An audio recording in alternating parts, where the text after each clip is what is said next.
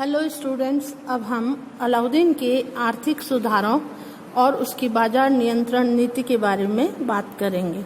बाजार नियंत्रण नीति का अभिप्राय क्या था और उसकी व्यवस्था क्या थी, उससे पूर्व हमें दो बातें समझनी होगी। यह किसके लिए लागू की गई, ऐसा सुधार क्यों किया गया और क्या ये केवल राजधानी दिल्ली में ही लागू की गई थी या कहीं अन्य। तो मैं ये कहना चाहूँगी आपको कि अधिकांश विद्वानों का मानना है कि बाजार नियंत्रण नीति या जो आर्थिक सुधारों के अंतर्गत सबसे महत्वपूर्ण नीति जो बाजार नियंत्रण नीति थी, वो सैनिकों को अधिकाधिक सुविधा पहुंचाने के लिए की गई थी। और अधिकांश विद्वानों के मत को समझते हुए और पढ़ते हुए हम ये कह सकते हैं कि यह व्यवस्था केवल दिल्ली तक ही सीमित थी, जिससे क्या जो साम्राज्य विशाल सेना पर निर्भर था, उसमें जो समस्त सैनिक थे उनको इससे अधिकाधिक फायदा पहुंच सके। तो हम आगे बात करते हैं कि ये बाजार नियंत्रण नीति क्या थी, क्या व्यवस्था थी। तो हम इसको कुछ पॉइंट्स के तहत पढ़ेंगे। सबसे पहले अलाउद्दीन खिलजी ने सल्तनत में सभी वस्तुओं के मूल्यों को निर्धारित कर दिया। सर्वप्रथम लगभग सभी आवश्यक वस्तुओं के मूल्यों को निश्चित कर दिया। उदाहरण के लिए सभी प्रकार के अनाज, दालों, कपड़ा, दास, घोड़े, गाय, ये सब जो दैनिक जीवन की और दैनिक आवश्यकताओं की वस्तुएं थी, उन सब के मूल्य निर्धारित कर दिए गए। और इसके अलावा यदि करेंसी की बात करें तो चांदी का टका और उनके भी रेट्स जो थे वो फिक्स कर दिए थे। इसके पश्चात ये मुद्रा निर्धारण की, ये जो हमने बात करी कि चांदी का जो टका 96 रति का होता था, इसलिए कुछ वर्ष पूर्व ही चांदी के रुपए के बराबर था। और इसके अलावा ये जीतल और तांबे का सिक्का भी इसका वजन और इसकी करेंसी की वैल्यू भी निर्धारित कर दी थी।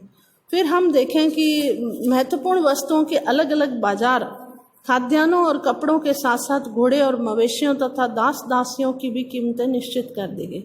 दूसरा, सभी महत्वपूर्ण वस्तुओं के लिए अलग अलग बाजार बना दिए गए, जैसे अनाज, कपड़े, घोड़े, दास, मवेशियों के लिए पृथक पृथक बाजार बनाए गए। फिर अगला हम देखते हैं तो तीसरा, बाजारों में चीज़ों की कमी नहीं हो, इसके लिए बाहर से चीज़ों के जहां वे आसानी से उपलब्ध हो जाती थी, मंगाने की उचित व्यवस्था की गई। और इस कार्य के लिए थोक और घुमक्कड़ व्यापारी नियुक्त किए गए, जो बाहर के सभी आवश्यक वस्तुएं खरीद कर लाते थे और अपना लाभ लेकर, जो अलाउद्दीन द्वारा बहुत ही कम निर्धारित किया गया था, निश्चित दाम पर फुटकर व्यापारियों को बेच देते थे। अगला पॉइंट हम देखते हैं कि बाजार नियंत्रण संबंधी आदेशों का व्यापारी जरा भी उल्लंघन न करे और उनका ठीक प्रकार से पालन करते रहें, इसके लिए अलाउद्दीन ने पूरा प्रबंध किया था। उसने प्रत्येक बाजार में एक शहना अधीक्षक की नियुक्ति की गई, जो यह देखता था कि व्यापारी निश्चित मूल्य से अधिक तो नहीं लेते हैं, तोल और माप में कम तो नहीं दे रहे हैं, तथा वस्तु की किस्म भी खराब नहीं हो। अगर कोई व्यापारी थोड़ी सी भी बेईमानी करता हुआ पाया जाता था तो उसको शहना द्वारा कठोर दंड दिया जाता था।